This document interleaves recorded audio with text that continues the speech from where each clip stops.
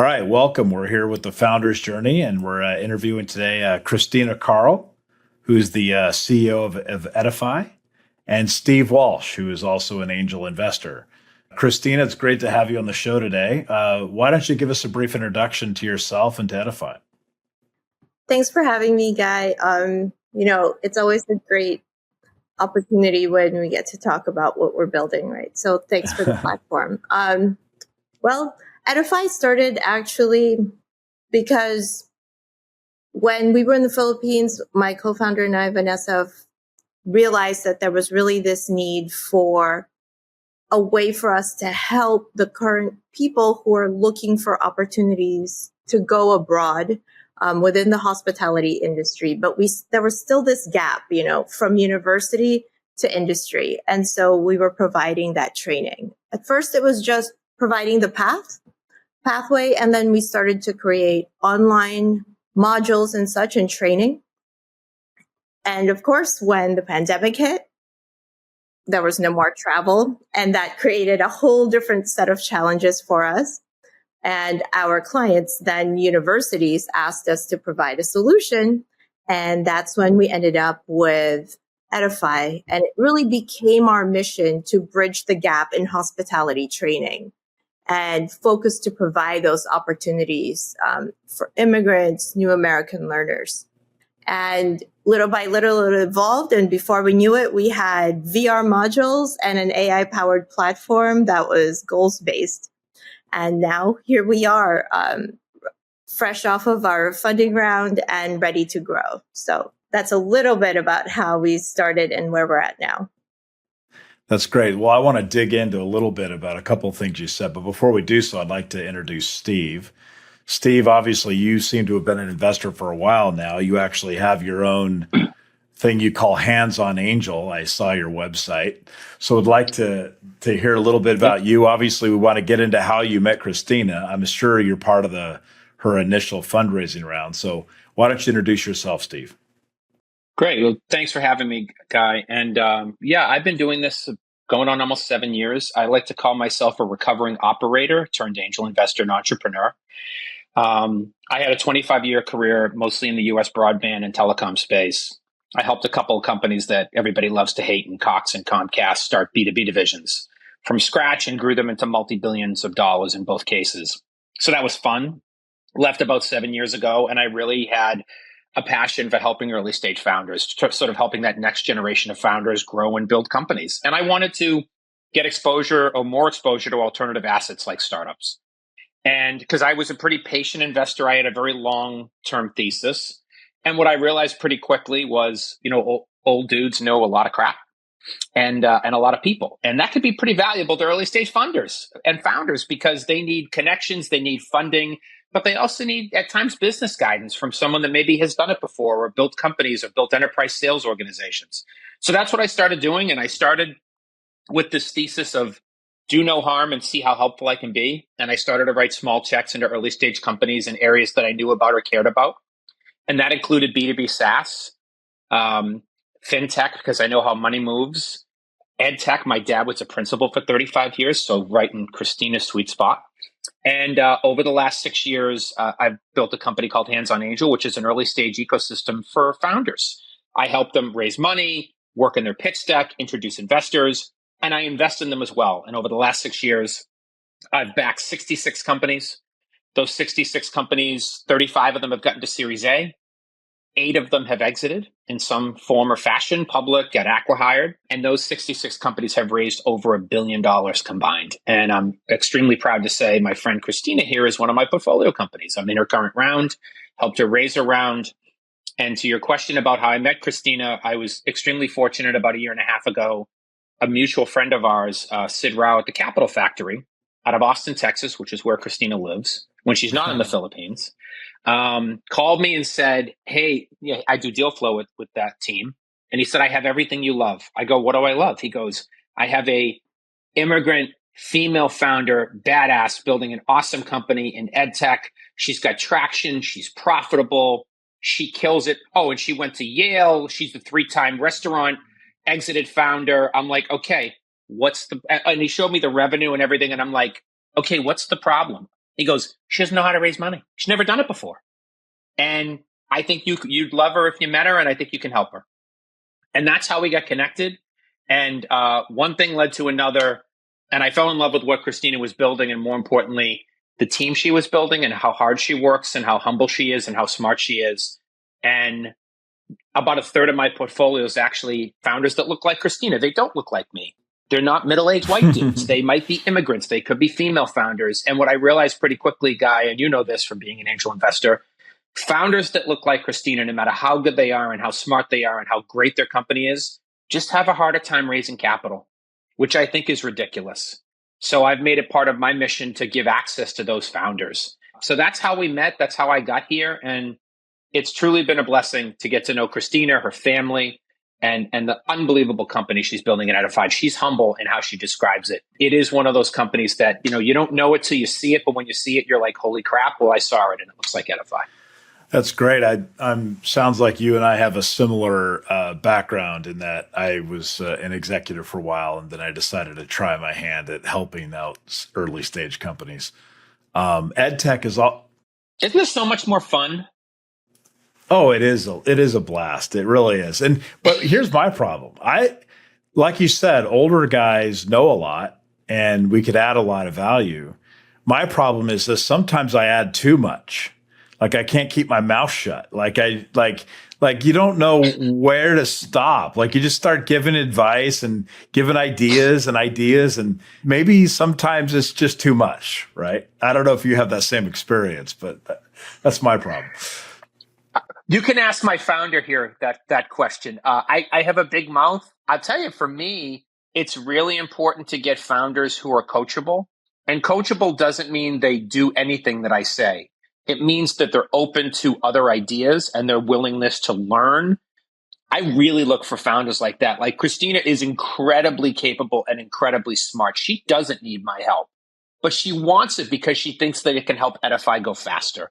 And that's really why we click. I look for founders that not just need my help, but are open to new ideas. Because that's really what I think someone like you and I, Guy, can bring to the table is just, here's 10 things. You tell me which ones apply to Edify and we'll go execute on them. That has been a reoccurring theme in our last few interviews we've done. The reoccurring theme is that a lot of angel investors, the number one attribute they're looking for is an element of humility, willing to listen, willing to learn, willing to grow, willing to take risks, but seek encouragement along the way. That seems to be a pretty reoccurring theme. So, Cristina, tell us about so you had a little bit of background in the food and beverage and the hospitality industry.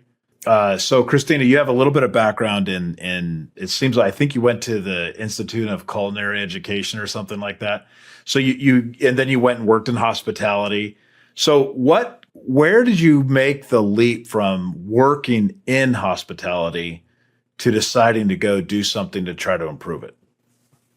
Well, to take you back to the start of that, you could imagine that when I graduated and told my parents, I'm going to go cook, graduating from Yale was the peak of their excitement for me. And they thought, well, we've set her up for success. And then now I'm saying I'm going to go cook in New York in some of those kitchens. It was just, they were devastated. But they soon realized my passion for it. And I spent the better part of a year washing dishes, really, when I started. And I really started to learn from the bottom up.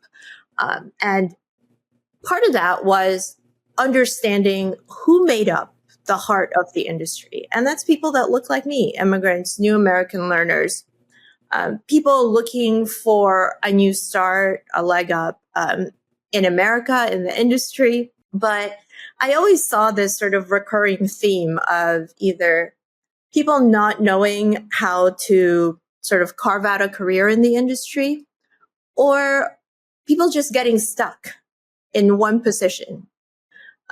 Either they're forgotten or they just don't have the ability to use the training that's being given. They don't know where to look for it, that sort of thing. So as I worked through my way through the industry, as I became a leader, I met my husband, who's also in the industry, because if you work in the industry, that's probably the only people that you meet And when we started a family, we ended up thinking, well, we should go back to the Philippines. Maybe it'll be easier. We'll have a little bit of help. That was a little bit after I went into remission and recovered from a bout of cancer as well. So it just seemed like the right thing to do. So we came back here to the Philippines, and immediately we decided that we'd open up 3 restaurants somehow. And in 2 years, we opened up 3 restaurants. That was definitely not easier, but it was quite the ride and definitely a wonderful education, right? But we got to see up close the people who made up the industry and how it kind of evolves from the nexus, right? From the Philippines. And these are the people who end up going to America, for example, in the programs that we had administrated while we were in those hotels.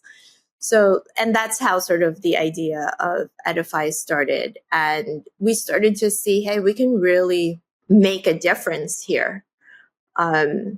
We can really affect change and start to make a difference in how people take that leap, right? Not getting stuck in one position, actually becoming a leader, figuring out their own path in the industry, maybe even taking the skills that are most important from the industry, right? Those soft skills, people skills, and using it to help them forge their own path. So that's really at that point where we were able to sell the restaurants. We were very lucky right before about 2018. And that's when that decision was really made.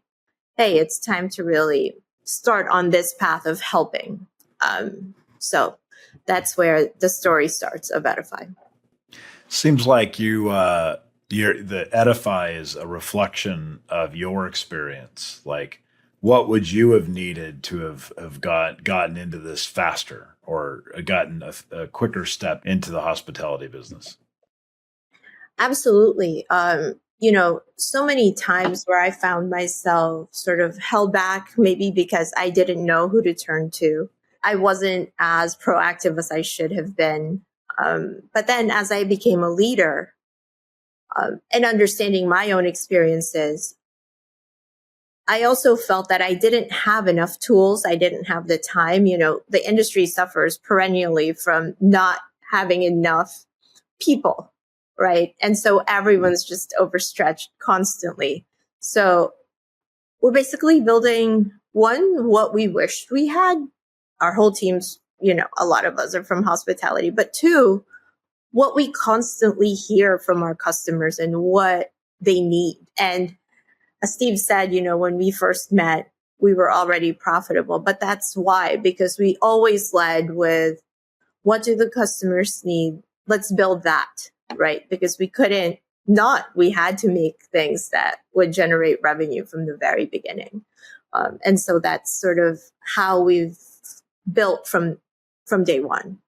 I've heard this more than once, and I'm not a bit beyond this myself.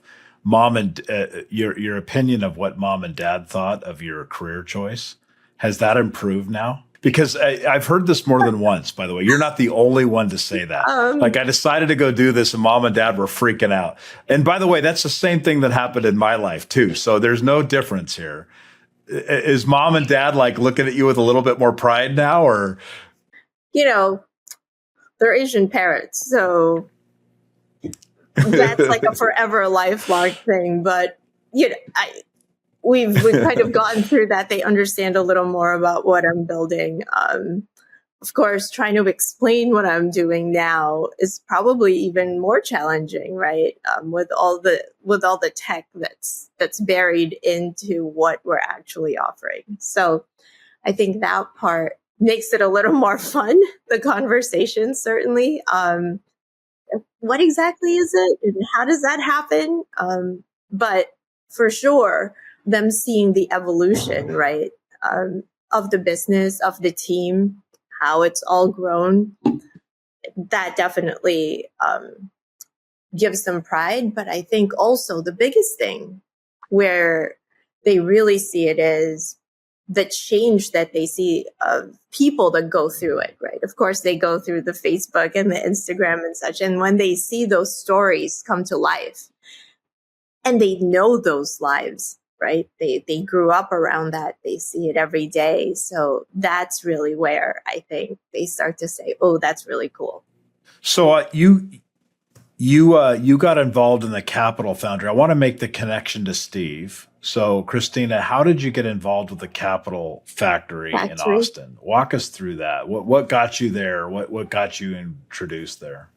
Just like everything else, a series of combination of luck and such. I moved to Austin after the pandemic because my husband was offered a job there in hospitality. And I saw this thing called Austin Startup Week. It happened to be at the Capital Factory. I now know that it's because they're the ones that put it together. I was standing at the lunch line on the day where I chose to go on a day where it was all about women founders and Web3 and all of that. So it was super interesting. I was standing on the lunch line waiting for my turn.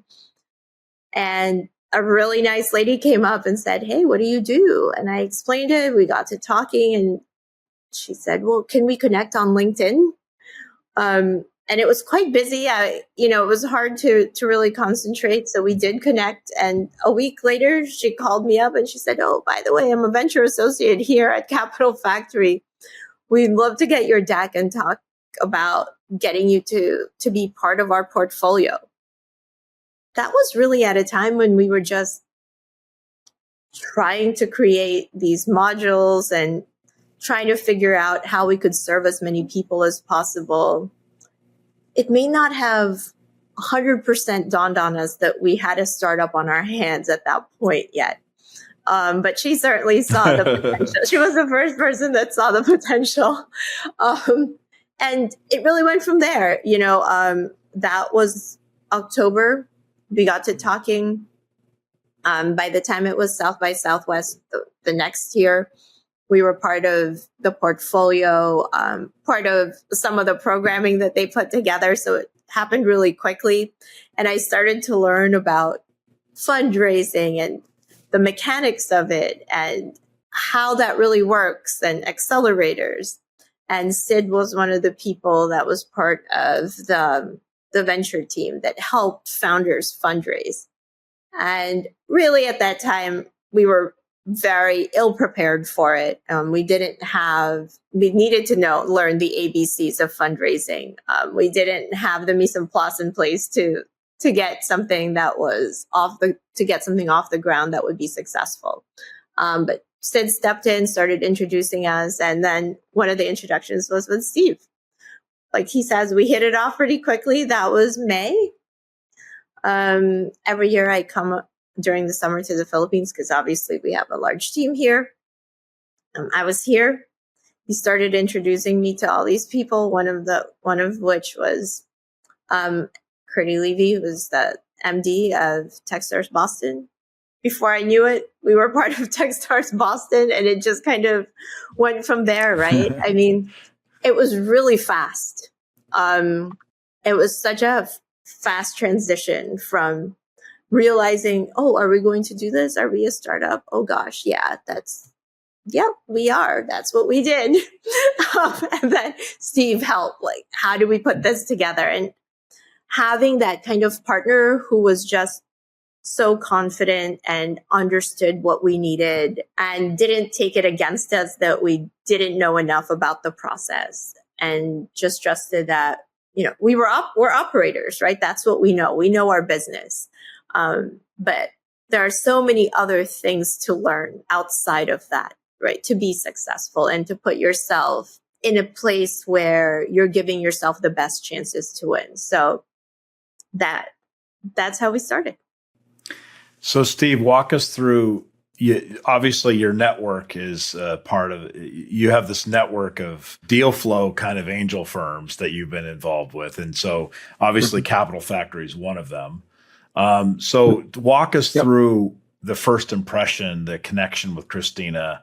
She's obviously not even knowing if she's going to do this for real, which, by the way, I've heard this story more than one time. Yeah, they're just kind of kicking the tires, not quite sure. And then suddenly they're involved in an angel network and then there they go. So walk us through that first impression. So we were having a conversation and about her business, and it was right. It was transitioning from this consulting business to these modules and customers. And when you meet a founder like Christina, who I think at times undersells what she's done and the accomplishments, when I get to sort of the traction, I was expecting, all right, so you got a couple of MVPs, got a couple, maybe some beta customers, maybe a university or two, some students. Let's just walk through that. And she's like, yeah, I think we just passed five. And I'm like, five what? Five students, 50, 500? She's like, oh, no, I think it's 5,000. And then and Vanessa's her co-founder. She's like, Vanessa, did we just pass 5,000 students? I'm like, I'm sorry, did you just say 5,000? She's like, yeah. And I'm like, how many university partners do you have? One or two? She's like, I think we're up to, and at the time it was like 25. I go, I'm sorry, you have 25 universities? Wow. I'm like, okay. I go, what? And this was, it's 2024. So this was like the April and May of 23. I'm like, what are you going to do? What'd you do in revenue last year? She's like, last year, 700,000. I'm like, what? I'm like, what are you going to do this year? She's like, I don't know, million and a half. I'm like, any chance you'd be profitable? She's like, oh, we've been profitable since day one. I'm like, who are you? Like, this isn't what you normally see at this founder that's like, yeah, we might have a startup here. Maybe we'll raise money. I'm like, are you shitting me? I'd love to have, like, can you go talk to 20 other founders I'm mentoring right now that don't understand that having a path to profitability might be important someday? And that's how it all started. And, the Techstars story Christina told, which she didn't know at the time. So I'm a mentor in residence with Techstars in Boston. Curdy, who's the managing director, is a good friend of mine. The fall cohort was closed. We had already done all the interviews, and there's thousands of applicants, and we had chosen our 12 companies that were going to be in the fall cohort. So like the top 1% gets chosen. But I had started to work with Christina, and I was at a cocktail reception for Curdy. And I said, look, I know the cohort's chosen, but I have this founder that I've been spending time with, and I just think she's really special. And even if you don't let her in, I would just love you to talk to her because I think your eyes are just going to open up wide. She goes, I'll talk to her tomorrow. So she does a call with Christina the next day. Curdy calls me and goes, the cohort's closed. I don't care. I'm putting her in. Like, she has to be in this cohort. Like that. It was like a holy crap moment. She's like, she's unbelievable, Steve. And I go, I told you. And so like, and it's one of those things it was the combination of her background, her experience, but really the grit of just building a product people want, understanding how to make it profitable, how to grind. Like this is the round we're closing right now is the first money she's ever raised. The company's 3.5 years old. Like, she's never raised money prior to now. And I think founders miss that. Like, they think that, hey, I'm building my MVP. The company's like 2 months old. Let's go raise money before they have anything. Christina did it the other way. And when you ask her why, she's like, well, where I come from, you build real companies with real revenue before you ever ask strangers for money. That's just the right way to do it. And I just think there's such a lesson there for founders nowadays about how to build. And especially nowadays, Guy, where founders are having to have more traction than ever to raise money, I think her model is the model that wins right now, and not the model of, I have no paying customers, we don't know our revenue model, and we're raising 2 on 20. So I want to stop there because I think I want to pause there and just double click on this because this is a theme that's coming up a lot. And I think you're exactly right. When an angel or a VC looks at a company that's already bringing in revenue before they ever go to fundraise, they're already demonstrating revenue. They're already demonstrating some level of profitability. They've proven they can go get checks from customers. There's a stamp of approval. There's an amount of credibility there that's above and beyond anything you can put on a slide deck. I mean, so founders are always worried. I don't know if you were nervous about this, Cristina, but founders are always worried about what are people going to think of my idea? Are they going to be like, oh, this is just stupid? I mean, they're always a little bit worried about how my idea is going to land when I show it to people. But I can tell you this, if the idea is producing money, then it's going to land well, generally. 9 times out of 10, if it's producing money, it's going to land well. Right. I mean, what were your thoughts, Cristina? Were you nervous the first time you had to give that pitch to Steve? What was going through your mind? The first thing is, by the time I spoke to Steve, I had spoken to a whole bunch of people, right? And the funny thing about having traction sometimes is that people are like, oh, you're too late. We want day one investments. right? Or sometimes there's also some mixed messages. So, we want to invest early, but also what's your traction, right? And so I think parsing that out, that was the important part of learning from Steve. What does that mean really, right? Sometimes the feedback that we're getting, we really need to learn how to take it apart and understand it and then use it, to grow and figure out what our next steps are. Because sometimes you're just not ready, right? Maybe it's truly not the time. Or sometimes I had to learn as well how to present our ideas so that it made a little more sense to people, because it does have a lot of moving parts, right? Where we've obviously evolved the business. And so that was a challenge for us.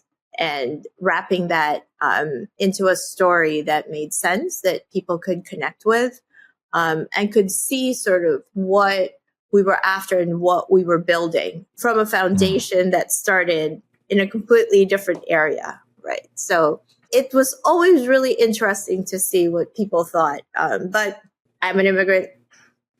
I'm a girl. And I've learned that not everyone's going to like what I'm going to say, or what I think. And that's okay. There's something to learn from that too, right? If someone gives feedback, I try to make sure that I take something from every conversation. And even if it is a positive conversation where someone's saying, hey, this is great, I try to really pick that apart and think about, how could it have been better? How can I make sure that I'm making a better connection and helping people kind of understand it more? So, I think it's just that, making sure that you're trying to get something out of every conversation, right? Because a lot of people truly, if you're working with people like Steve who really want to help people, their network is filled with people who just want to help founders, right? And whether or not someone invests in you, that's another story, right? That's thesis, timing. Do you fit in, with their portfolio? Is there another one that's too much like you? So, that's something else completely. But one thing that you can control is making sure that you do take something out of every conversation and give when you obviously can. It's hard when you're just starting, but as you start moving along, being able to give as well has been great.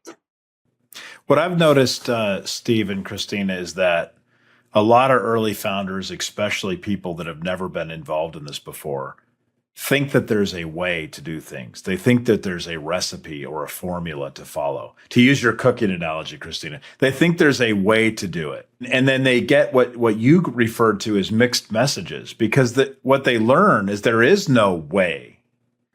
It's very loose. There's no guaranteed path. There's no, you go from A to Z. It's never that way. It's never elegant. It's never clean. It's never a clean path. So you do get mixed messages. What some people confuse as mixed messages are actually just negotiation tactics. Because honestly, investors are looking to negotiate oftentimes to get into a better position. And sometimes early stage founders will misread that as different advice. And so it's just always confusing. Steve, have you detected this type of thing? I mean, what have been your advice to people like Cristina? Yeah, I think there's two things. One is I think the industry as a whole needs more transparency. I think one of the things that Cristina and I are aligned on is that there isn't anything I can't say to her. Nothing. Good, bad, or indifferent. I can give her good feedback, bad. Like there isn't anything I can't say to her, and she won't take offense. I think there, and one of the things I get from my founders that they really like about me is that I don't tell them their deck's good when it's not. I don't tell them they're doing a good job when they're not. I don't tell them they should raise more when they shouldn't. In fact, a lot of times I'm telling them the opposite. I'm telling them we need to redo the deck. We need to extend runway. We need to have a path to profitability, which is counter to what the industry tells them, Guy, which is money's all green. Take as much as you can, extend runway as far as you can. And I just think that's the wrong guidance. I don't think that's in the founder's best interest. So I think we need more transparency like that. And the other is where I think I have worked with Cristina to help is you got to find your tribe. She and I talk about this all the time. You have to find your people. And I think the one thing that I've tried to do consciously with Cristina is always put her in front of people where the first 30 minutes were not going to be her trying to validate that she can do this as a woman. Like, that's just a waste of her time. So I put her in front of people that are going to look at her as a founder and a great founder, and not so much, oh, look at the interesting immigrant that can maybe build a company. They're going to look at her as an awesome founder who's incredibly intelligent, who's building a world-class company. So you got to find your tribe. And sometimes that's different funds that have a thesis, like our mutual friend Sir Hott and his friends at Cross Ocean, who back immigrant founders. Maybe it's someone like a Gangels, which is the largest underrepresented founder fund in the world, who I've done a ton of business with. Could be folks like the Capital Factory, whoever, but you got to find your tribe. And I think for a founder like Cristina, the hard thing is not everybody is as transparent about what they like and what they don't like because they're afraid of offending everybody. I would just rather you tell me that you don't like to back first-time founders or immigrant founders or female founders. Just tell me. I'm a big kid. I can take it. Because we're just going to go find the people that can. We're going to go find our tribe. So I think that's something that Cristina and I have consciously worked at, is we just want people in the boat that get what she does and get who she is. And we have no time for anything else. I've thought a lot about this concept of, is the angel or early stage VC community, I don't know if they're necessarily against female founders or immigrant founders. I think it's the ideas are always different. And it's just new to them. They're not, when you come at the, like Cristina, your idea is different. I mean, I'm not saying this is a different area, but it took somebody coming from your background to understand this problem at a level that nobody else would have understood. So the problem, I think, is not necessarily a bias against immigrant founders. I think it's a bias against ideas that are just different than what they're used to thinking about. Maybe I'm wrong. I don't know, Sure. but that's been my impression. Has it been hard to communicate a different new idea like this to investors, Cristina? Have you found it's been hard to get to help them understand the problem? I think sometimes, but that's both ways, right? In my journey of pitching, there are definitely days where I could do better. That's just the truth of it, right? I mean, sometimes it's just, I'm just not communicating as well as I know I should be. And sometimes it's learning from that and moving forward, right? And figuring it out for the next time. The challenges, and I think the pressure of making sure that you're making the most out of every conversation sometimes adds to that. So you've got to be able to put that aside. And that's something that I had to tell myself early on in the process is, as Steve always says, you've just got to be yourself. No one knows it better than you do. Make sure that, you get that across, and then the rest will fall into place. Because again, I think every novel idea, right? Sometimes it just sounds so out of this world until the founder does enough with it that you're saying, oh, wow, yeah, okay, this is a great idea. So everything that kind of is industry shifting, industry changing, or you're creating a whole new industry for yourself, then it's always going to sound a little bit crazy and different and difficult. But I guess that's the job of a founder, right? That's to make sure that you're communicating well. That's your job, to be able to make sure people understand what you're doing, and then to believe in it as much as you do.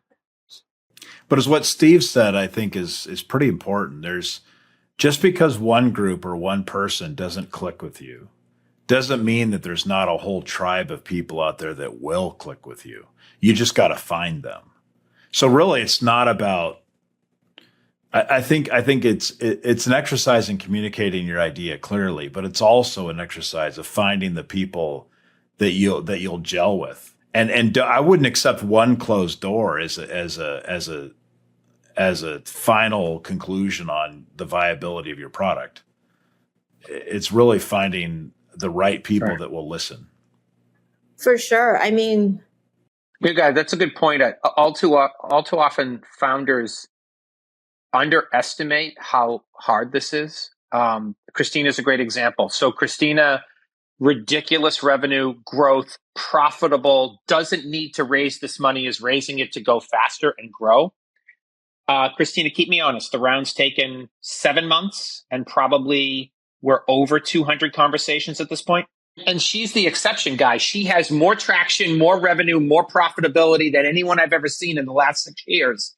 And it's hard for her. So if it's hard for her, imagine that founder that doesn't have her traction, isn't profitable, doesn't have a product in market. Like founders are like, wow, it's going to take like 6 months to do this and hundreds of conversations. I'm like, oh yeah. And that I'm like, here's my friend Cristina. Go ask her how hard this has been. And she went through one of the best accelerators in the world in Techstars. She had the power of Techstars behind her, and it's still been this hard. I think founders dramatically underestimate how hard this is, which is why everybody can't do it. You're exactly right. I think that even with all of the positive signs, you're really talking to other people. And so you're trying to establish rapport and trust with people. And when you're taking somebody who, as you described, Steve, is different than those people, it takes a while to build trust.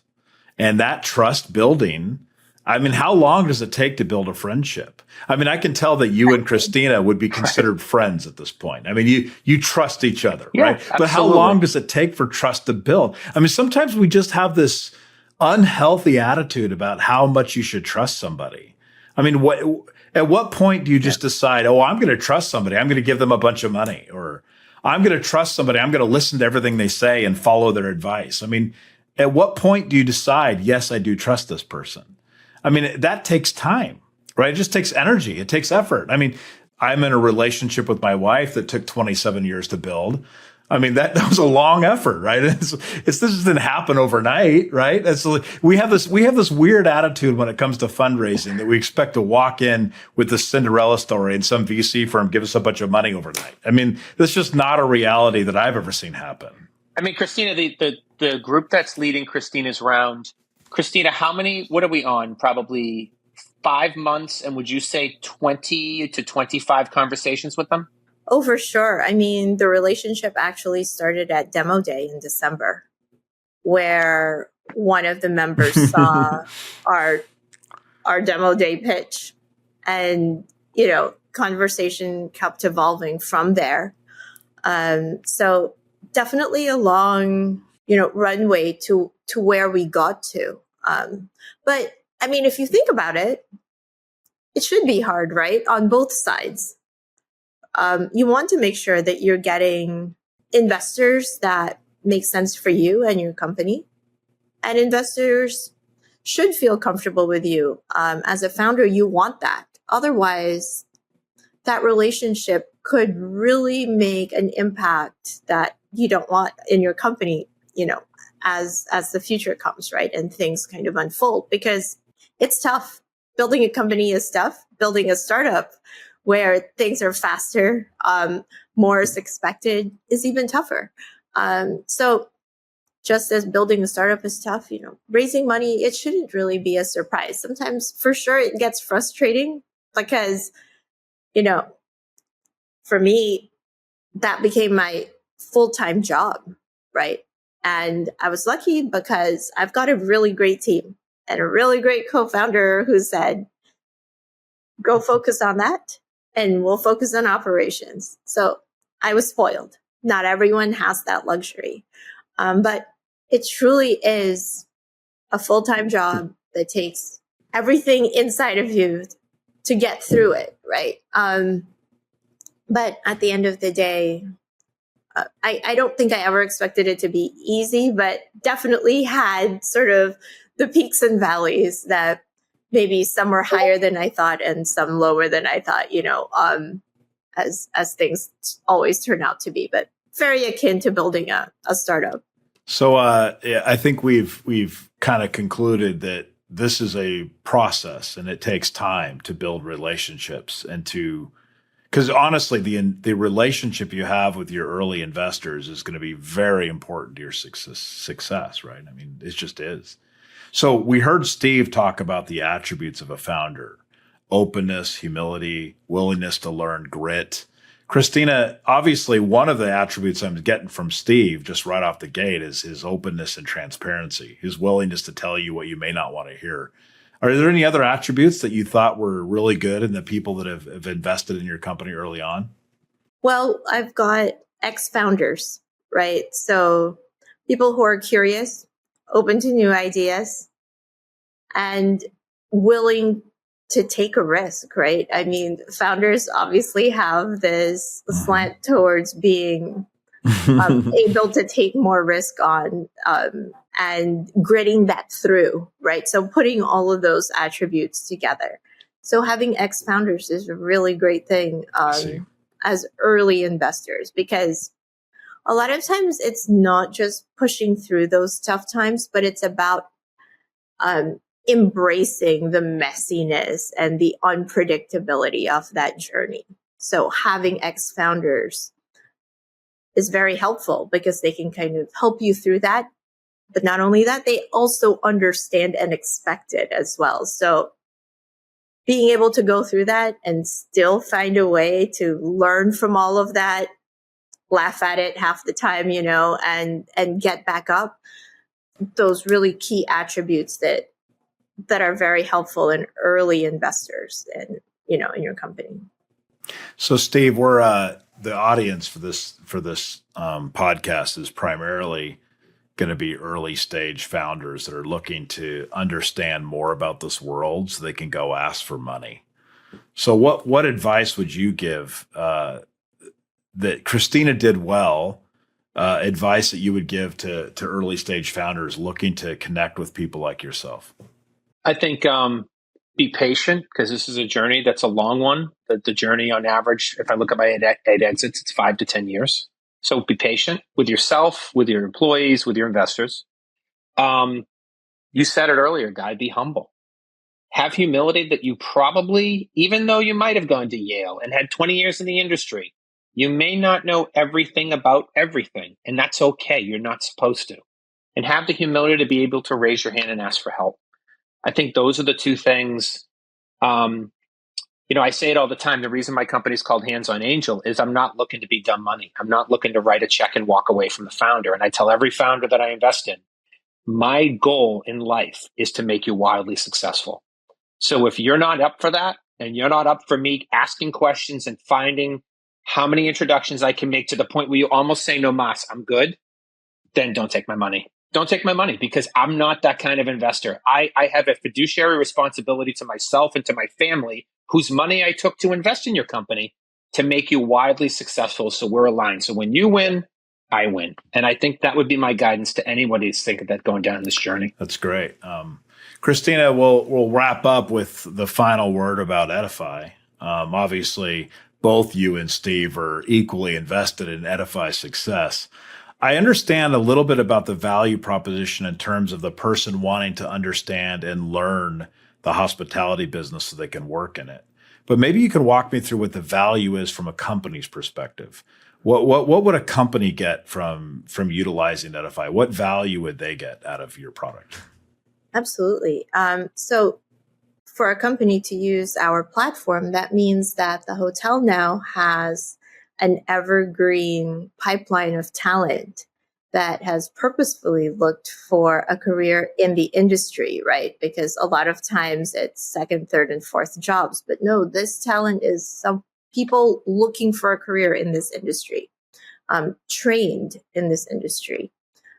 But also on the other side of that, a way for them to continue to support this talent by figuring out what the goals are of the people that are in their company, and giving them the ability to get more training, pairing them up with mentors, giving them the tools they need to really advance and grow. Training is really hard to do in the industry, right? It's expensive. It takes a lot of time.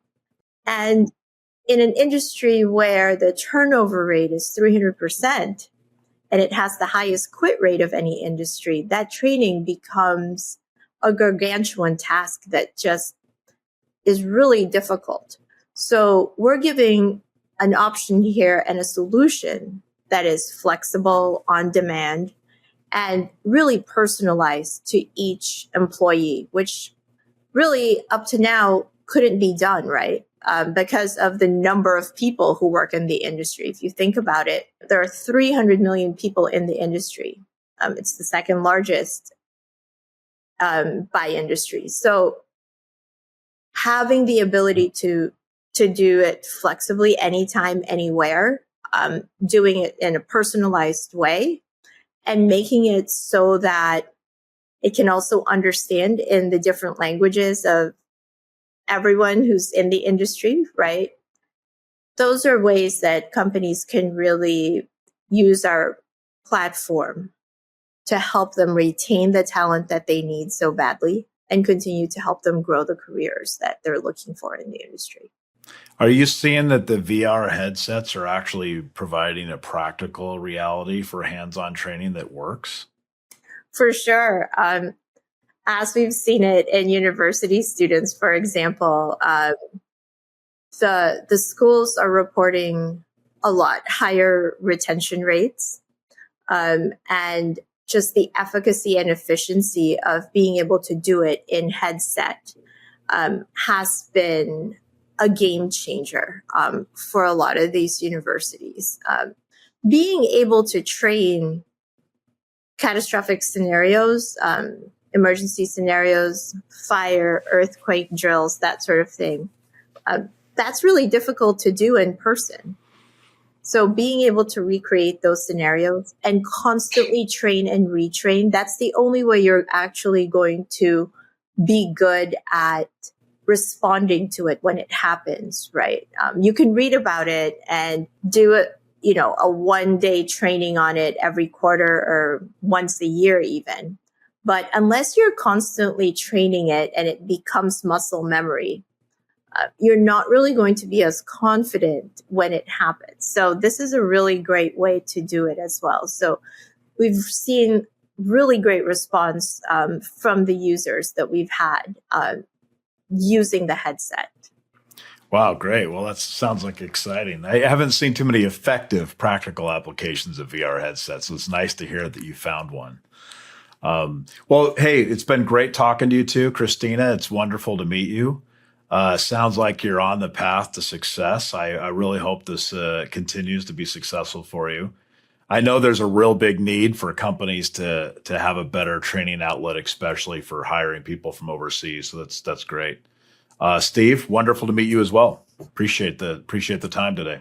Thank you, sir. Thank you so much. Thank you for being on Thank you today. so much for your time. Thank you for listening to this episode of The Founders Journey. You can follow us at foundersjourney.fm for updates on our episodes and to recommend future guests. Special thanks to our primary sponsor, Newfund Venture Group, who can be found at newfund.com.